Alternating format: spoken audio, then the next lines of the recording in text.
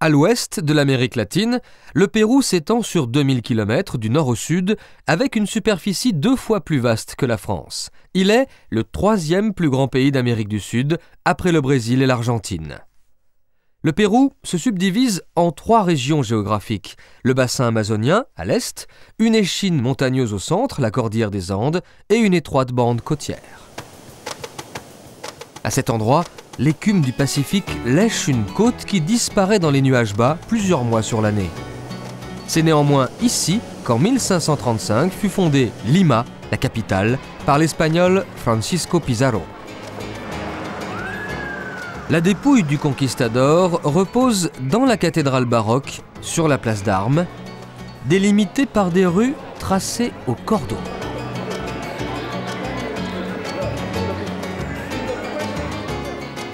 Le palais de l'archevêché, dont les balcons en bois ajouré révèlent l'influence espagnole, et le palais du gouvernement encadrent une place située au cœur des institutions péruviennes. Au Pérou, toutes les places situées au centre urbain portent le nom de place d'Armes.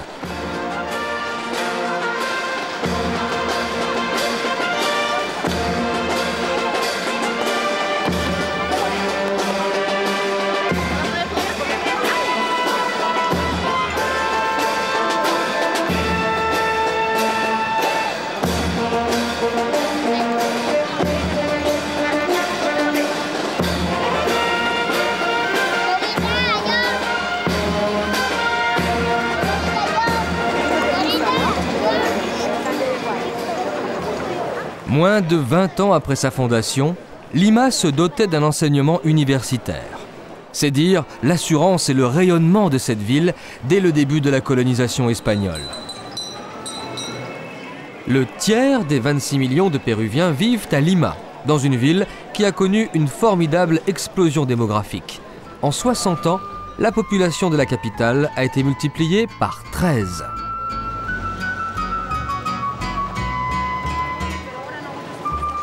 Le visage de Lima a changé avec celui de sa population. Pour durer, le patrimoine architectural a dû résister aux méfaits des tremblements de terre, comme à ceux de la guerre d'indépendance. Fleuron de l'architecture coloniale à Lima, le monastère et l'église de San Francisco, fondée au milieu du XVIe siècle. Une bibliothèque rassemble ici de très anciens manuscrits, dont certains remontent à l'époque espagnole. À travers le cloître du monastère franciscain, sous les arcades du déambulatoire et dans le musée d'art sacré, la religion des conquérants semble avoir traversé les siècles intacte. Grâce à la profondeur de leur fondation, les bâtiments, plusieurs fois malmenés par les séismes, ont résisté à tout. Un passage permet l'accès aux catacombes qui ont servi de cimetière à la ville jusqu'au début du XIXe siècle. L'histoire des civilisations péruviennes est l'une des plus étonnantes qui soit. Chaque période a laissé des traces que l'on retrouve au musée archéologique. Pour résumer l'histoire archéologique péruvienne, on distingue 3 grandes époques. La première débute 1300 ans avant Jésus-Christ. Elle est marquée par une des cultures les plus créatrices, les Chavines. La deuxième se situe entre 200 avant jusqu'à 1200 après Jésus-Christ et voit le règne de la civilisation expansionniste des Wari. La troisième période, de 1200 à 1450, est marquée par la domination des Chimú. Ils sont supplantés par les Incas au milieu du XVe siècle.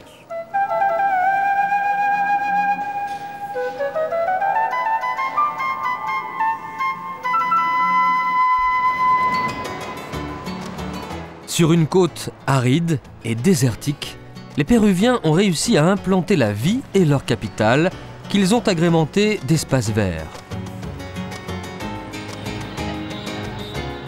Malgré les difficultés de l'existence en milieu urbain, Lima a toujours exercé une forte attraction sur les Péruviens en quête d'une vie meilleure.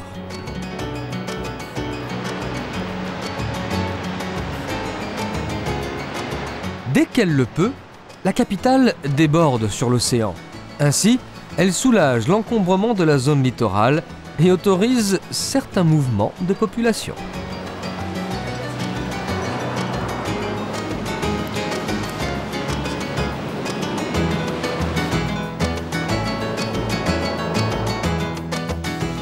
Le développement de Lima est relativement récent. C'est principalement en raison de l'exode rural qu'elle a pu devenir une grande métropole moderne au cours du XXe siècle. L'extension de la ville vers les banlieues a permis de préserver le centre historique et les quartiers coloniaux. Les Péruviens n'ont pas vendu leur âme au modernisme. Cette âme flotte toujours au détour des rues, dans un parfum de nostalgie.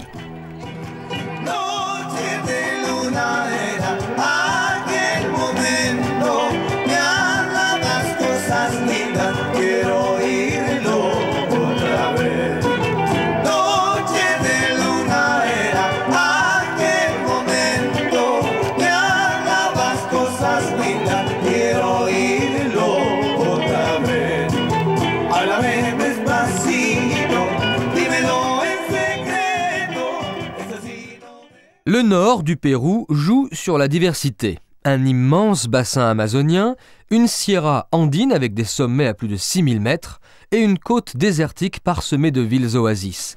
La plus importante, Trujillo. L'inévitable place d'Armes témoigne de la prospérité de Trujillo à l'époque coloniale. Grand centre religieux, elle était surnommée la cité la plus noble. Elle est aujourd'hui la ville principale d'une région qui constitue le grenier du pays. Les grilles en fer forgé et les balcons de bois ouvragé donnent à la ville tout son cachet.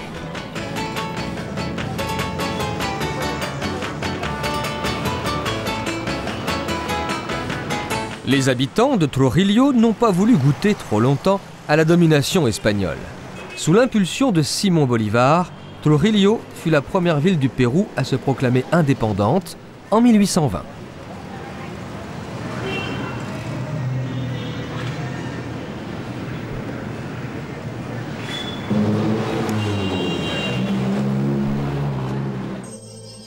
À 5 km de Trujillo, le site archéologique de Xanchan rappelle la puissante capitale de l'empire Chimú. Cette ville fut construite au début du XIVe siècle en adobe de la terre séchée. Cela ne l'empêcha pas d'être la plus grande ville de l'Amérique précolombienne. Mais les Chimú furent soumis par les Incas. Quelques kilomètres plus loin, Moché et les silhouettes pyramidales des temples du Soleil et de la Lune. Déjà construits en briques d'adobe, ils précèdent Xanchan de 7 siècles. Toutes nos connaissances dépendent ici des fouilles archéologiques. Nous sommes sur le site de la capitale des Mochicas, peuple qui rayonna sur la côte nord de 400 avant jusqu'à 700 après Jésus-Christ. Ici, dans le temple de la Lune, le raffinement des bas-reliefs rappelle que les Mochicas étaient des artisans remarquables, surtout en matière de céramique et d'orfèvrerie. Les fouilles ont également permis de mettre en lumière un certain nombre de squelettes qui indiquent clairement que ce lieu servait à des cérémonies durant lesquelles il y avait des sacrifices humains.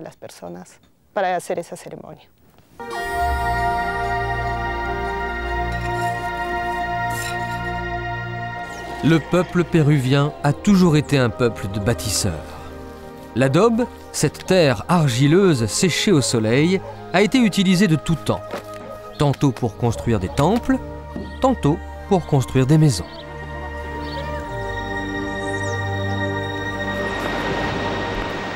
Le roseau.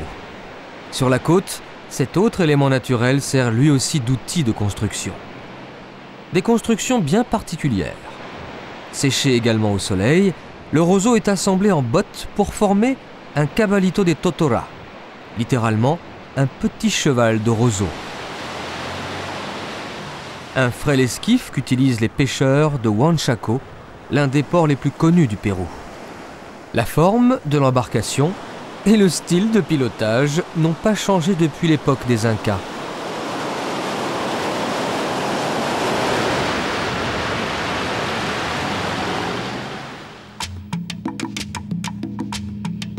L'Amazonie, une immensité faite d'eau et de forêts. Elle occupe près des 2/3 du territoire national. Capitale de cet État dans l'État, Iquitos. Cernée par l'Amazone et la jungle, cette ville de 400 000 habitants n'est reliée au reste du pays que par voie aérienne ou fluviale. Rares sont les villes de cette importance à ne disposer d'aucun accès par la route.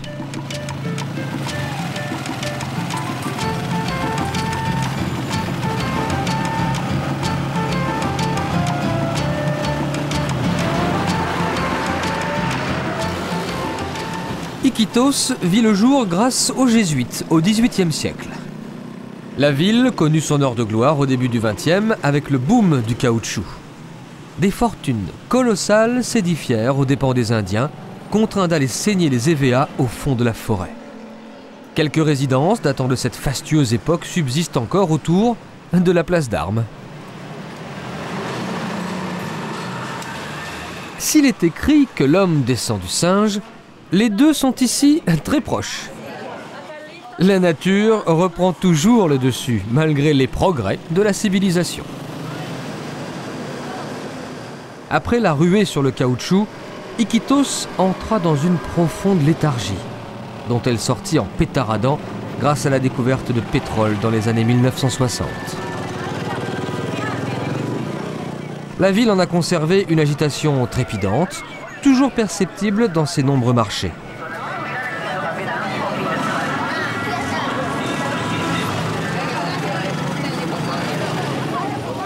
En plus de ses ressources alimentaires végétales, le Pérou peut toujours compter sur le poisson. Le pays fut en effet l'un des principaux producteurs de poissons au monde avant que la pêche intensive et les aléas climatiques ne désorganisent le secteur.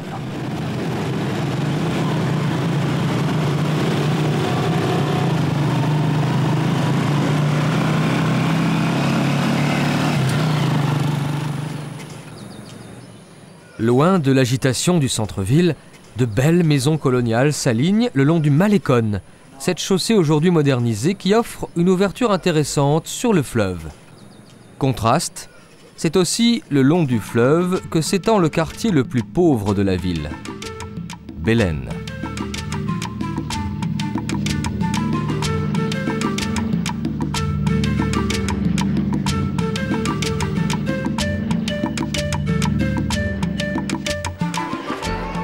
Des dizaines de milliers de personnes vivent dans cette zone semi-aquatique, en fait un bidonville fait de maisons sur pilotis, des pilotis plus que nécessaires lorsque l'Amazone est en crue. 5% de la population péruvienne vivent en Amazonie, alors que celle-ci couvre 60% du territoire national. Mais cet écart s'amenuise en raison de la forte natalité dans les couches les plus pauvres de la population. À Belén, la pression démographique est tellement forte qu'elle pousse les plus démunis à s'installer sur l'eau du fleuve. Autre refuge pour s'échapper de leurs conditions, la religion.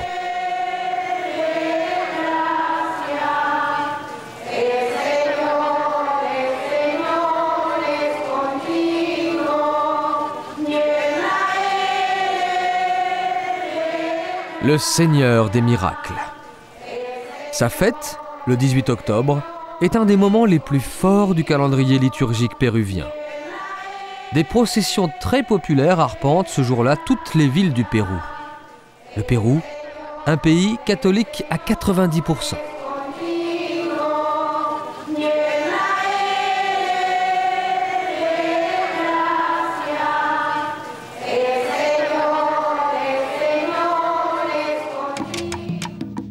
L'Amazone est le deuxième fleuve du monde après le Nil pour sa longueur, 6500 km.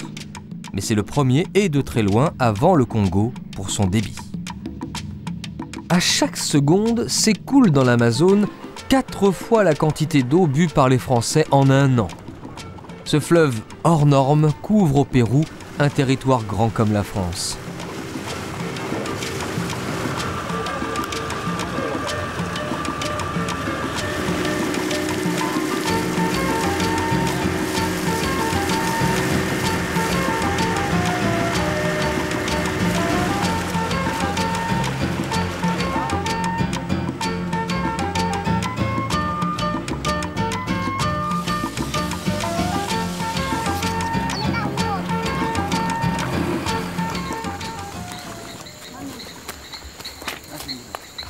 La pêche constitue l'une des principales ressources pour les riverains du fleuve. L'agriculture, quant à elle, se résume au maïs et à la canne à sucre. De la canne, on tire un jus qui se boit tel quel ou qui sert à la fabrication de sirop.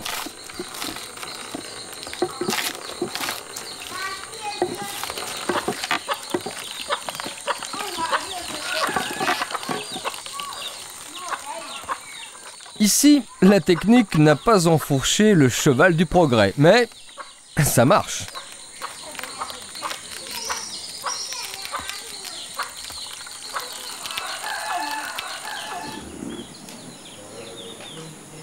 Parfois, la tentation est grande de transformer le jus en alcool.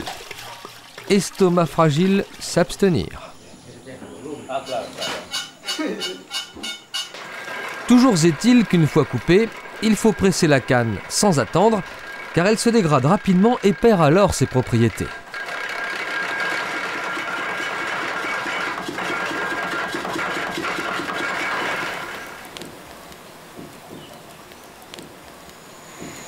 Comme les haras multicolores, cible facile des braconniers, les autres membres de la faune amazonienne ne sont pas à l'abri des exactions malgré leur incroyable diversité et leur capacité à se fondre dans l'environnement. Le véritable danger, l'homme, un bipède sans grand scrupule, principale menace pour l'écosystème amazonien.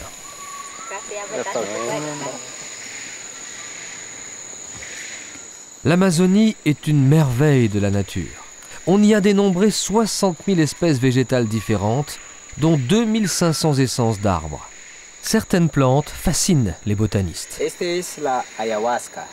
Voici l'ayahuasca, la plante maîtresse de la forêt. Pour les scientifiques comme pour les chamans, les sorciers guérisseurs, c'est la plante qui sert de référence, la plante sacrée. En quechua, ayahuasca signifie la liane de la mort. Grâce à cette liane, nous avons appris beaucoup de choses en matière de sciences naturelles, mais également en matière de spiritualité.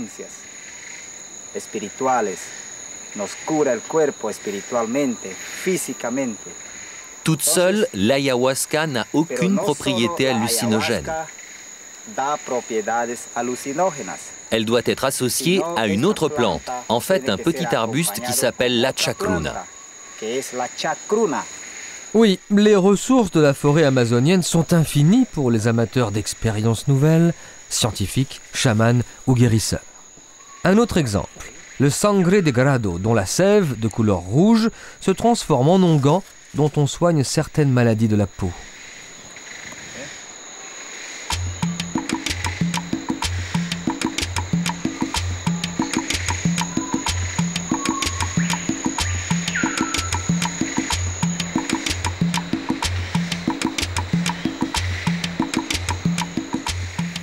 L'Amazonie n'a pas encore livré tous ses mystères. Bien protégé, le poumon de la planète pourrait encore fasciner les humains de longs siècles durant. Le sud du Pérou est constitué pour une petite partie du bassin amazonien, d'une cordillère des Andes dotée d'un vaste plateau, l'altiplano, et d'une bande côtière très aride traversée par la fameuse Panaméricaine. Une route qui part du Texas pour gagner l'Amérique centrale et l'Amérique latine jusqu'au Chili.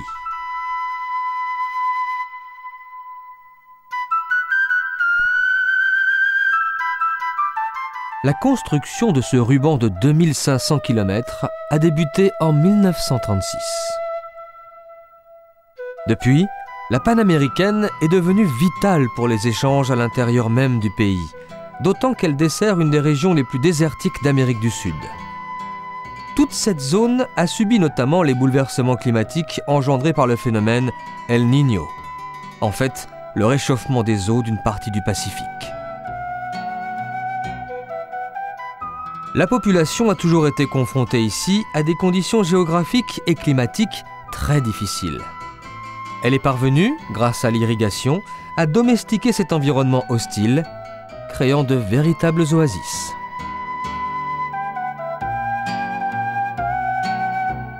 L'adduction d'eau a aussi permis l'élevage, à grande échelle, d'un animal très apprécié par les cuisiniers péruviens.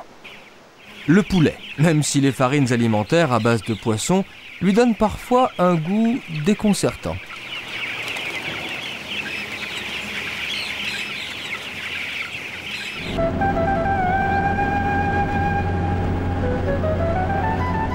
En direction du sud, à 300 km de Lima et à 400 mètres d'altitude, la ville d'Ica échappe à la brume océanique. Grâce à son ensoleillement, la région s'est destinée à l'exploitation d'un vignoble qui produit le meilleur vin du Pérou. Ici, les problèmes du terroir n'ont rien de classique, car le désert avance ses dunes et menace en permanence de l'annexer. Les bancs de sable et les immenses dunes de type saharien se déplacent en effet avec le vent. Un bac à sable géant que seuls apprécient les amateurs de glisse.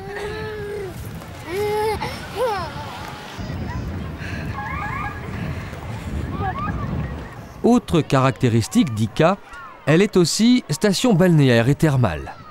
Les riches liméniens, les habitants de Lima, venaient jadis ici, à la Laguna de Huacachina, soigner leur rhumatisme dans un décor quasi hollywoodien.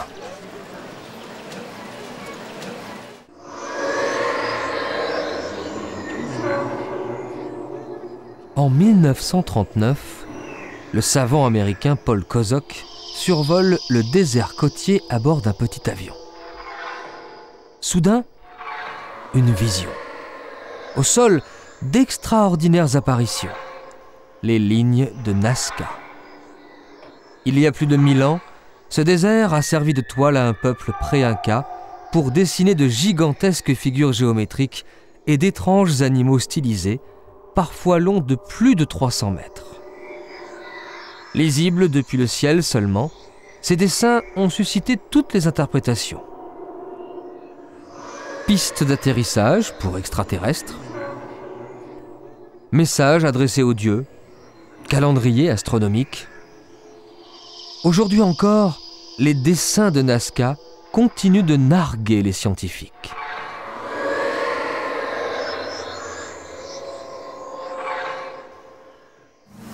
Sur la côte, au nord-ouest de Nazca, les pêcheurs du petit village de Paracas souffrent eux aussi des conséquences du phénomène El Niño.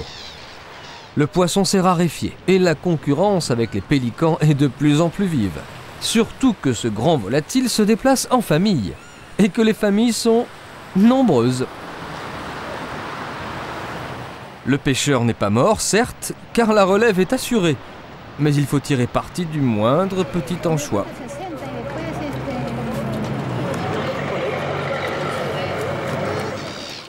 Au large de Paracas, la côte réserve quelques surprises.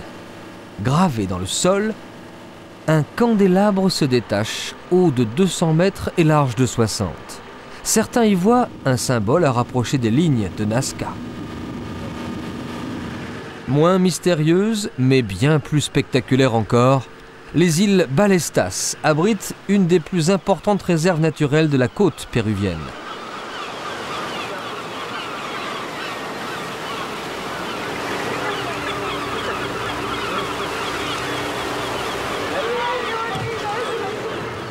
Sous la protection de gardiens très attentifs, une faune ailée extrêmement dense y a élu domicile.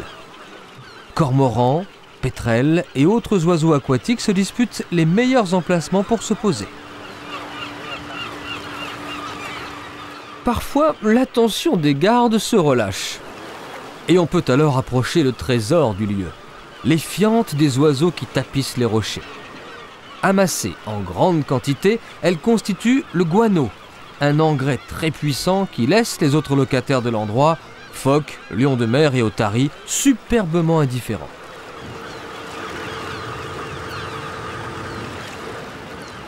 Aujourd'hui, les îles Ballestas sont sévèrement protégées. Une telle concentration animale n'est évidemment pas due au hasard. Les eaux du Pacifique sont ici riches en plancton. Le plancton nourrit les crevettes, lesquels alimentent les poissons qui, à leur tour, font les délices des oiseaux et des mammifères marins. Les maillons de la chaîne alimentaire sont ici très rapprochés.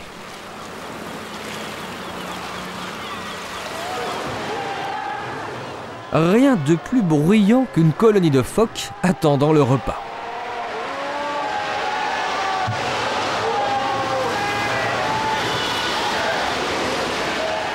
Comme la forte présence de plancton est due elle-même aux basses températures de l'eau provoquées par les courants venant de l'Antarctique, la survie de myriades d'oiseaux serait menacée si la température de l'océan venait à monter.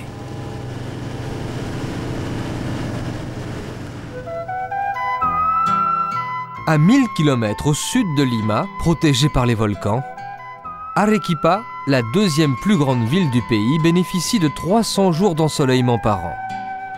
Fondée en 1540 par les Espagnols, elle est connue pour être le centre intellectuel du Pérou. La cathédrale domine la place d'Armes, encore une fois le cœur de la ville, entourée sur 3 côtés par une double rangée d'arcades.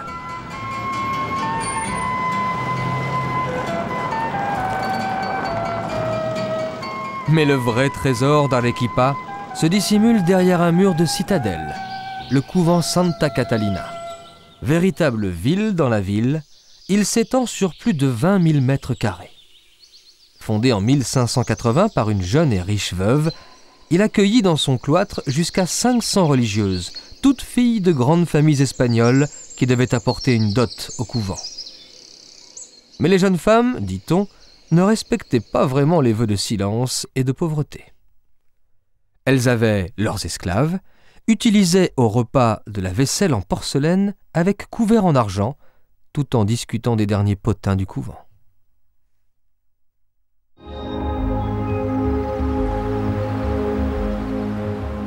Autour d'Arequipa, les reliefs chauves, entaillés par l'érosion, montent jusqu'au contrefort des Andes.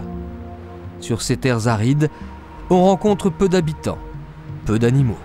Une exception, la vigogne, un camélidé sauvage de la famille du lama, longtemps chassé pour sa laine soyeuse, mais aujourd'hui protégé.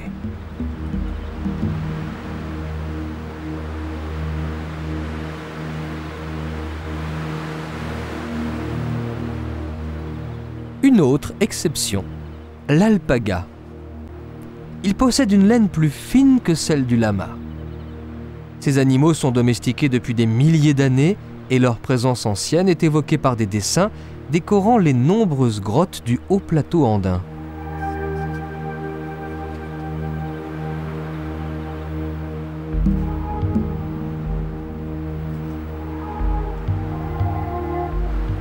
À 100 km de la côte, on atteint déjà l'altitude de 6000 mètres. La cordillère des Andes est souvent abrupte et elle continue de s'élever car elle est toujours en formation. Dans ce processus, la chaîne ouvre des failles spectaculaires comme le canyon del Colca, un des plus profonds au monde. La première descente sur la rivière du canyon fut réalisée en 1981 seulement. Le parcours périlleux s'étire sur une centaine de kilomètres où les gorges vertigineuses se succèdent en s'enfonçant dans la roche jusqu'à une profondeur de 3400 mètres. Pour faciliter les communications, empêcher les glissements de terrain, retenir l'eau et exploiter la terre, 6000 hectares de pentes parmi les plus douces ont été aménagés en terrasses bien avant le XVe siècle et la domination des Incas.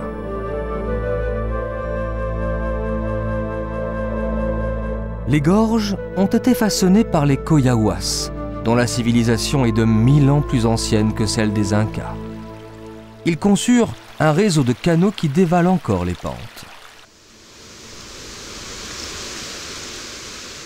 Les pierres qui jonchaient la terre arable ont été enlevées. Elles servirent à délimiter les parcelles cultivées. On imagine l'ampleur du travail, effectué à l'aide d'outils sommaires, qui n'ont d'ailleurs que peu évolué depuis des siècles, dans une civilisation qui ne connaissait pas l'usage de la roue. Dans un univers où la couleur de la terre et des pierres prend toujours le dessus, quelques touches de couleurs vives animent le décor. Celles des vêtements traditionnels, comme le poncho, qui protège sans entraver les mouvements, ou le chulo, ce bonnet typique qui enveloppe bien les oreilles. Les chapeaux des femmes indiquent leurs origines. Exemple, les chapeaux blancs ornés de dentelles viennent de Chibay, à l'est du canyon.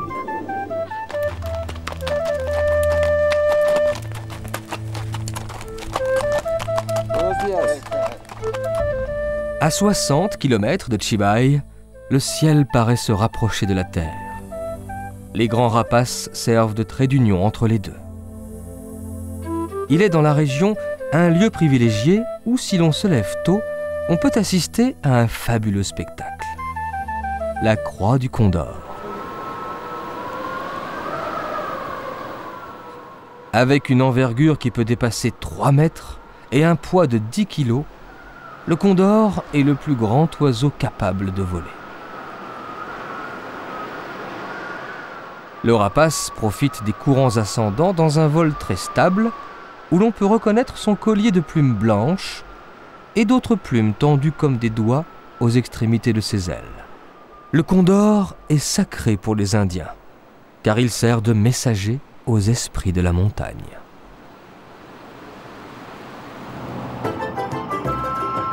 L'altiplano couvre une vaste région de hauts plateaux perdus au milieu de nulle part. Ou presque. Sans bus, les habitants seraient coupés du monde. Et Los Angeles n'est pas la porte à côté.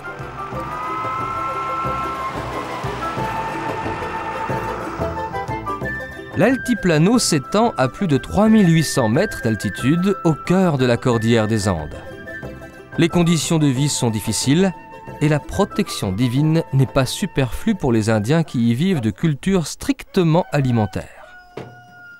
Les moyens d'existence sont sommaires. La langue véhiculaire est toujours le quechua, la langue ancestrale des Incas.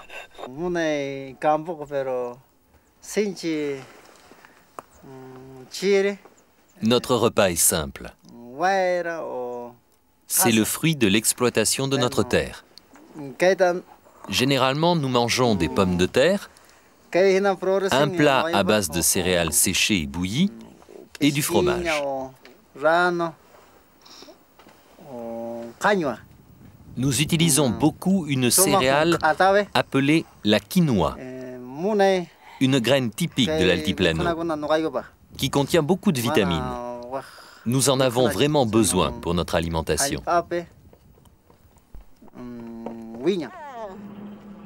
Des vitamines bien utiles quand il faut parfois marcher des heures pour atteindre l'arrêt du bus.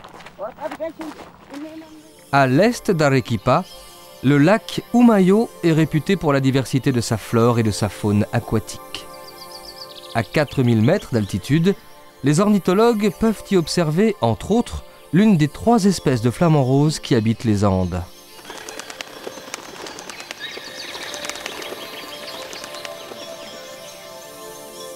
Sur une presqu'île se dressent les Chulpas des Silustani.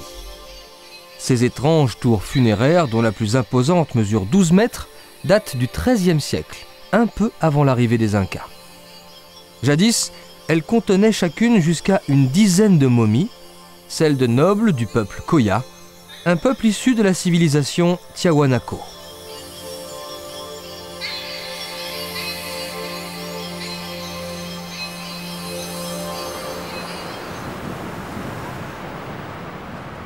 Si la plupart des villages andins sont habités par des Indiens quechua, les hauts plateaux du sud sont peuplés par les Aymara. D'abord vaincus par les Incas, ces derniers ont ensuite subi la colonisation des Espagnols. Espagnols dont ils ont adopté les méthodes d'agriculture, mais également un christianisme qu'ils pratiquent avec ferveur. Il est loin le temps où les Aymara croyaient que le dieu Viracocha était sorti des eaux d'un lac pour créer le monde. Ce lac, c'était le lac Titicaca. Très légèrement salé, le lac est très souvent recouvert d'un tapis d'algues dans les zones les moins agitées par le vent et les courants. Partagé entre le Pérou et la Bolivie, le lac Titicaca est à 3820 mètres d'altitude le plus haut lac navigable du monde. C'est aussi le plus grand lac d'Amérique du Sud. Il couvre 8000 km² ponctués d'îles, dont certaines ont la particularité de flotter. Ces îles flottantes sont uniques au monde. Elles sont habitées par des Indiens Huros qui s'étaient installés là pour se protéger des Incas et des Coya. Les quelques familles de pêcheurs qui habitent encore les îles faites de terre et de roseaux sont les seuls survivants du peuple Huro, aujourd'hui disparu. En dehors de la pêche, le tourisme est devenu le principal moyen de subsistance des Huros, tout en les incitant à perpétuer leurs traditions. Le roseau est toujours leur matière première, pour recouvrir leurs terres flottantes, construire leurs maisons ou leurs barques de pêche.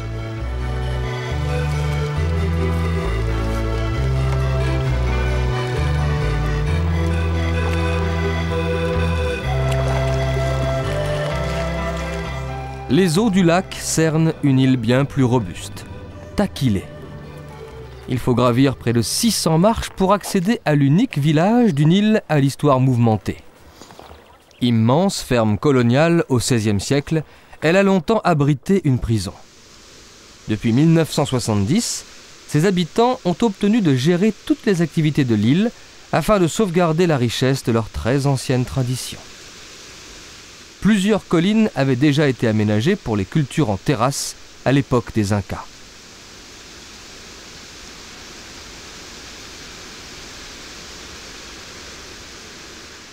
À Takilé, l'activité principale est le tissage. Du matin au soir, toutes les femmes, sans exception, bobinent leurs fils machinalement, tout en vaquant à leurs occupations.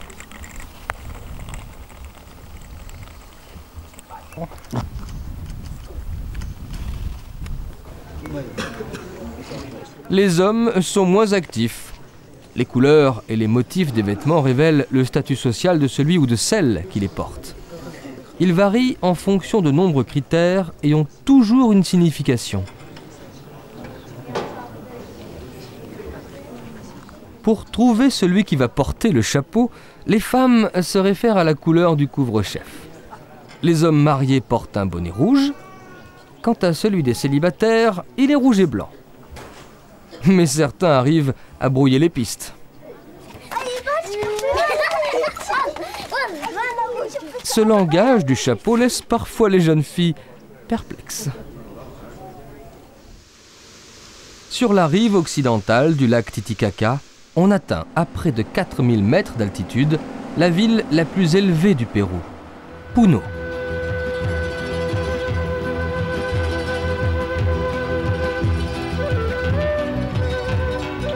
Fondée en 1666 par le comte de Lemos, vice-roi du Pérou, Puno fut l'une des villes les plus prospères du continent pendant la colonisation.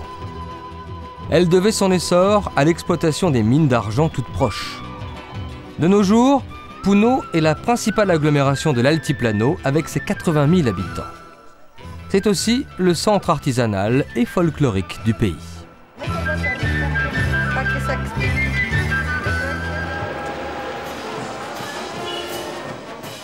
À Puno, on maintient solidement les traditions. Les sources de la musique locale sont précolombiennes. L'origine de l'orchestre est plus récente.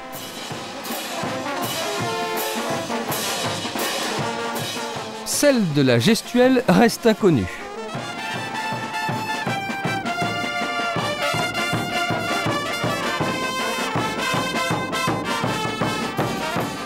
En tout cas, l'avenir du rythme est assuré.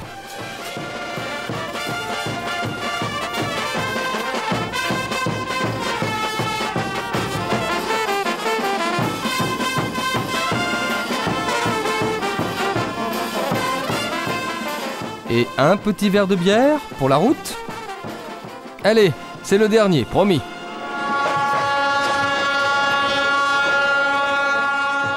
Lorsqu'on quitte Puno par le train, on traverse un immense marché installé le long de la voie ferrée.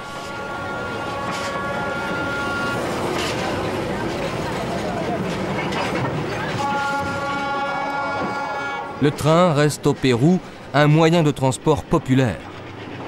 Il rend accessible la montagne au départ de la côte et le prix du billet inclut l'animation aux étapes.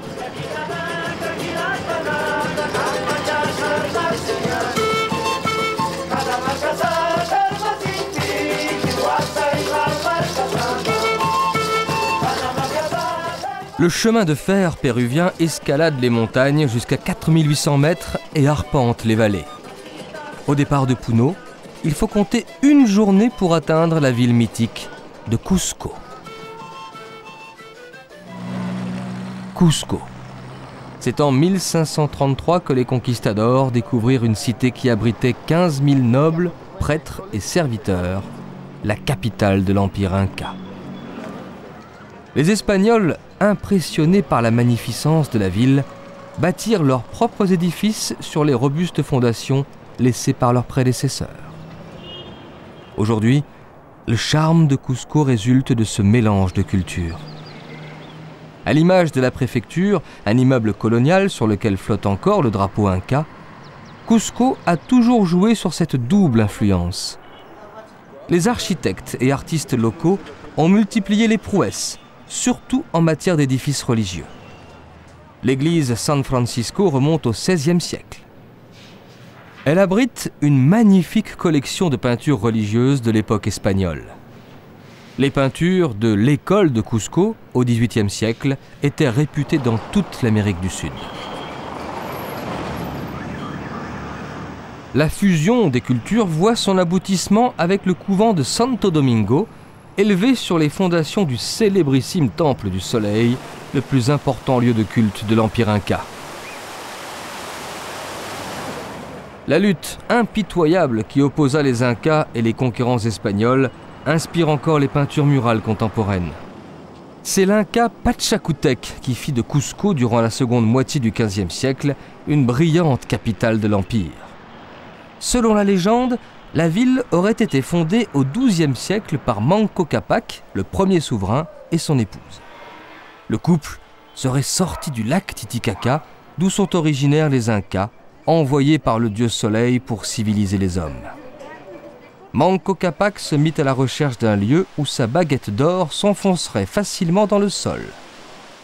Lorsqu'il l'eut trouvé, il le baptisa Cusco, le nombril en quechua, et il enseigna aux hommes à cultiver la terre pendant que son épouse apprenait aux femmes les métiers du tissage.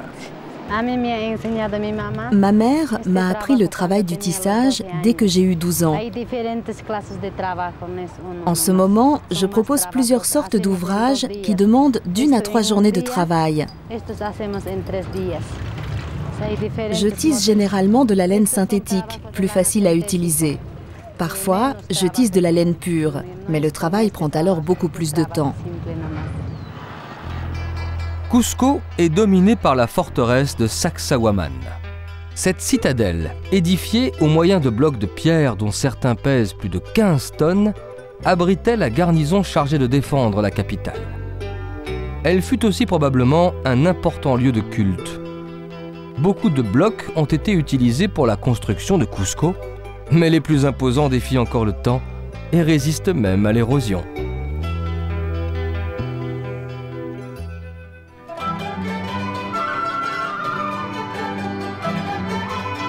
À 15 km à vol d'oiseau au nord de Cusco et à 600 mètres plus bas en altitude, s'ouvre la splendide vallée sacrée des Incas.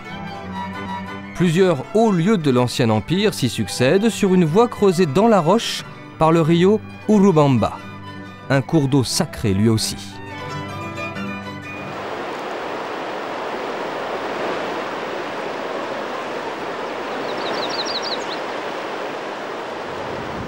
Cette vallée fertile abrite de nombreux sites archéologiques et quelques petits villages. Le plus pittoresque, Pisac. Il héberge un marché renommé dans tout le pays. Ce sont essentiellement des femmes qui, parfois venues de très loin, vendent ici tous les produits alimentaires de la région. Une spécialité, la pomme de terre. Le Pérou produirait plus de 600 variétés de ce féculent qui s'accommode à toutes les sauces.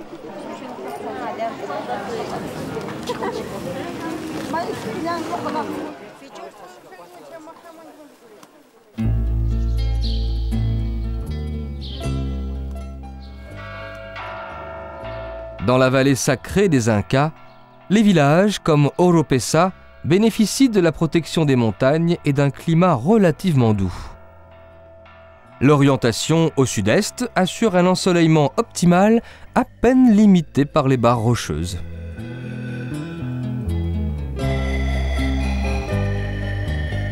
Ollantaytambo, à 72 km de Cusco, est une forteresse bâtie à l'apogée de l'Empire Inca.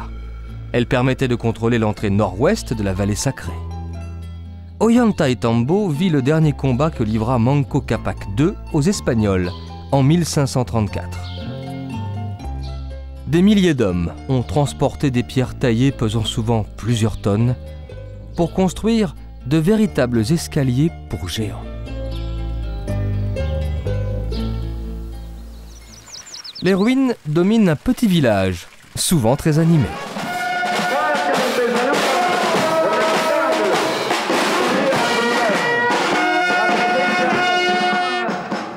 Toutes les occasions sont bonnes pour présenter la reine locale de beauté au public. La manifestation associe les femmes et les enfants nouveau-nés à travers un véritable défilé de mode chamarré où chaque tenue, chaque couvre-chef informe sur les origines ethniques et le rang social de la propriétaire.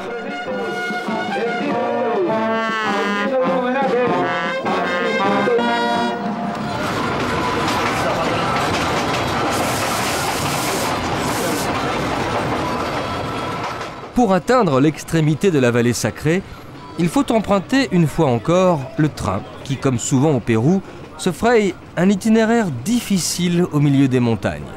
En raison du manque d'espace, impossible parfois de dessiner des virages. Les manœuvres sont nécessaires. Alors, le tortillard doit repartir en arrière pour poursuivre sa route en avant.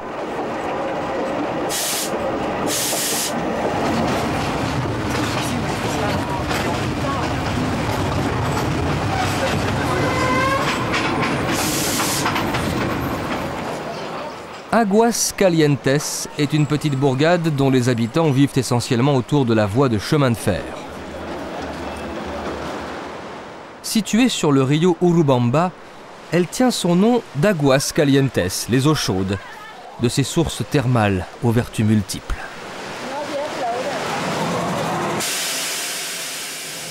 Aguascalientes est la dernière étape avant la découverte d'un site difficile d'accès, l'un des plus prestigieux du monde, qui se niche au cœur des montagnes. À cause de l'épaisse végétation, le site a longtemps échappé au regard de ceux qui se contentaient de cheminer dans la vallée. L'endroit resta ainsi dans l'oubli pendant 4 siècles, avant qu'on ne le découvre presque par hasard, le Machu Picchu, classé par l'UNESCO au patrimoine mondial de l'humanité. En 1911, l'historien américain Hiram Bingham part en expédition à la recherche des ruines de Vilcabamba, la dernière capitale des Incas réfugiés dans la jungle, lorsqu'il découvre le site, à 2400 mètres d'altitude. Il décrit, ébloui.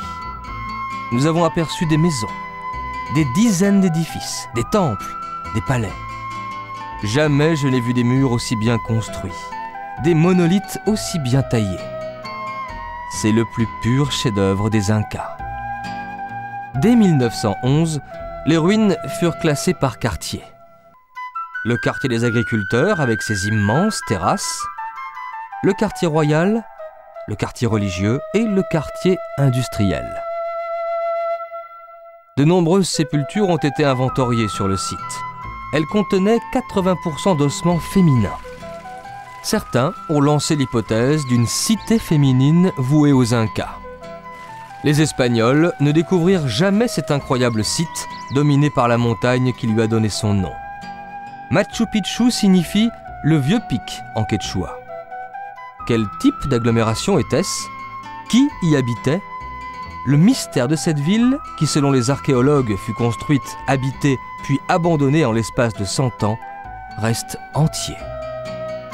Pour les résidents actuels, l'intérêt de ces questions est très relatif, et les scientifiques peuvent encore longtemps tourner en rond.